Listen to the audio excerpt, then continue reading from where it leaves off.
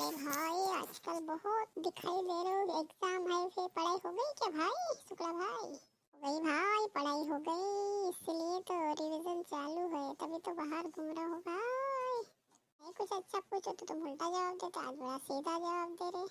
हाँ, कभी कभी सीधा बोल लेना चाहिए तेरे जैसे टेढ़े से। तकलीफ क्या है आपको मेरे से, बोलो दोस्त हो या दुश्मन? मेरे जैसे दोस्त ही तो दुश्मन रहते भाई मेरे। पेट में अलग बातें अलग, अलग अलग अलग, समझ नहीं पाता भाई आपको।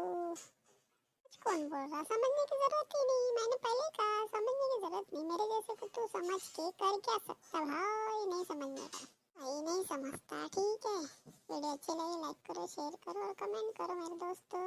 नहीं होता तेरे से कमेंट करना, कुछ भी तो नहीं करता, बैठा रहता मुंह फुला के। तुम बड़े करते हो जो डींगे मार रहे हो भाई, डींगे किससे कहते हैं, पर तू बड़े बड़े डींगे मारता, मोटे